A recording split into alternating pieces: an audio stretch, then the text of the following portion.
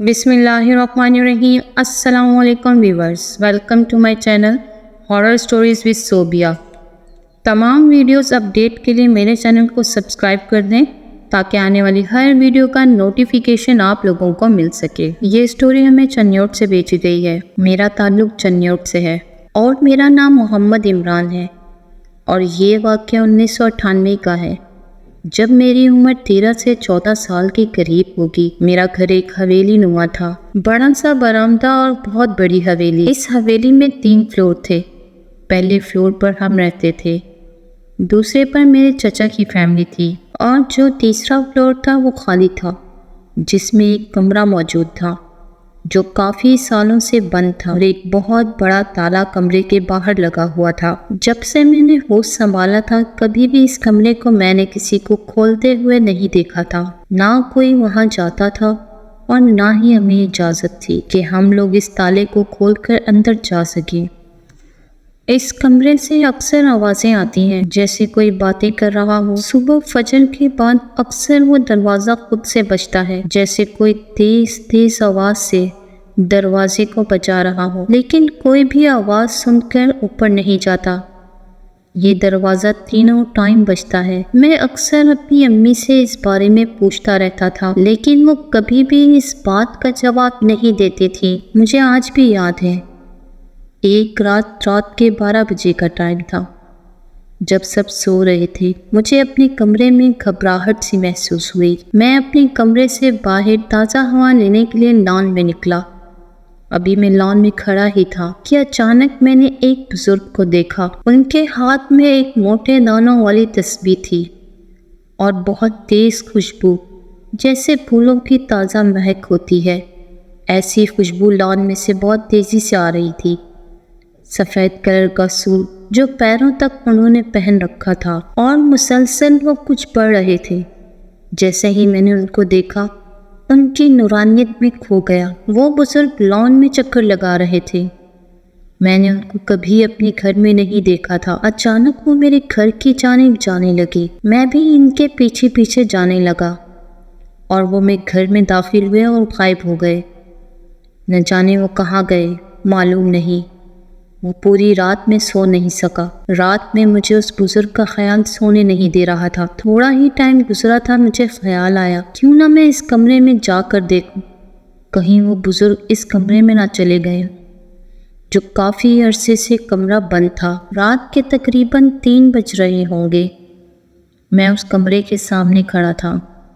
डर और खौफ मेरे अंदर था और कमरे में जो खिड़की थी, उस खिड़की के अंदर झांक कर देखा, लेकिन अंदर कोई भी मौजूद नहीं था और उस कमरे से बहुत तेज़ खुशबू आ रही थी, ऐसी खुशबू जो मैंने आज तक नहीं सूंघी होगी। इतने में मुझे कमरे के बाहर एक आहट सी महसूस हुई और मुझे लगा जैसे कोई ऊपर की जानिब आ रहा है। मैं आहट सुनकर छुप गया, ये देखने के लिए कि इस वक्त रात के 3 बजे कौन आ सकता है। मैंने देखा मेरी दादी, जिनके हाथ में एक खाने की बहुत बड़ी ट्रे है और उसमें सालन और 4 रोटियां 2 गिलास पानी के ट्रे में सजाए इस कमरे की तरफ जा रही हैं।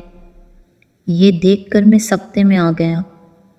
उन्होंने खाने से भरी हुई उस ट्रे को कमरे के बाहर रख दिया और दरवाज़ा बजाकर चली गई। मैं अभी अपनी दादी के इस हरकत को देख ही रहा था और मेरी नज़र दादी पर थी कि अचानक वो खाने की बड़ी ट्रे गायब हो गई। मैं डर और खौफ के मारे सीढ़ियाँ उतरकर नीचे आ गया, अपने कमरे में आया और थोड़ी देर पर फजर की अजान हो गई।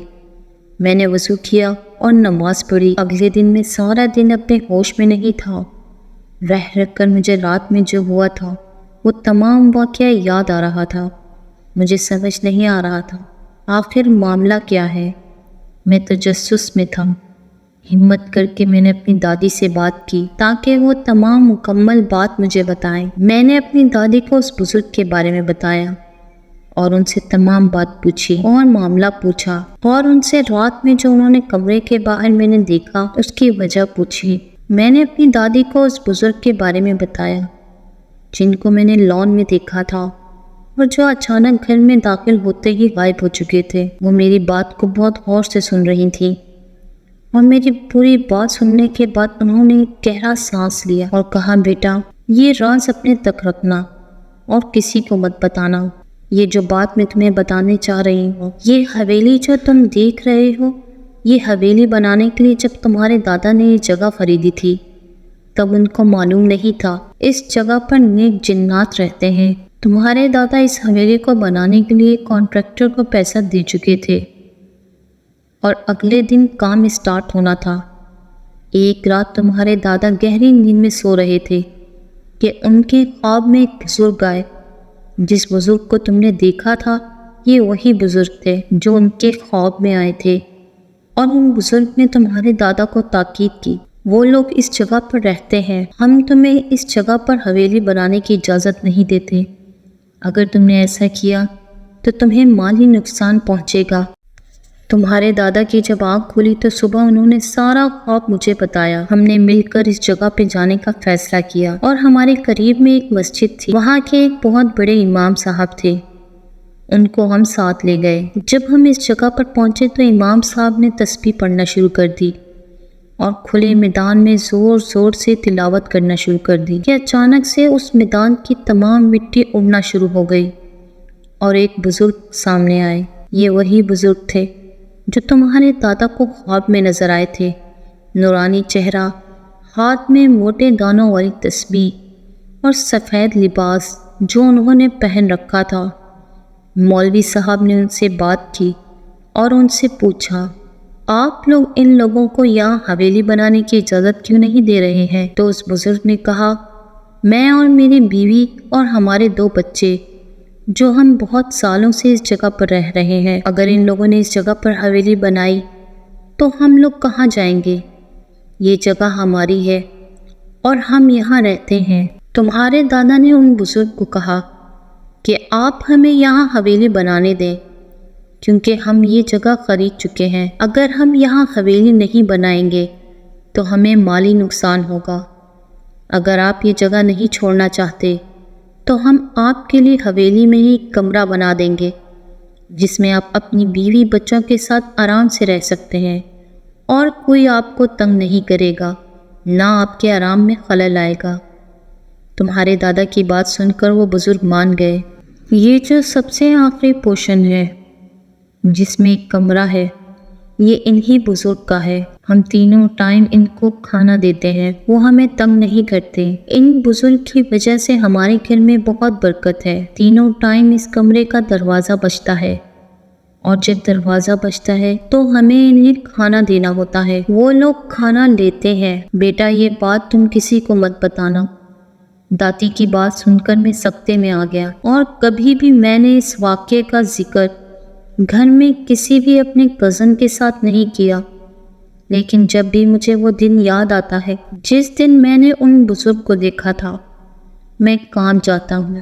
اس سٹوری کو ہم ختم کرتے ہیں اس دعا کے ساتھ کہ اللہ پاک آپ سب کو اپنے حفظ و ایمان میں رکھے، صحت والی زندگی عطا کرے، آمین۔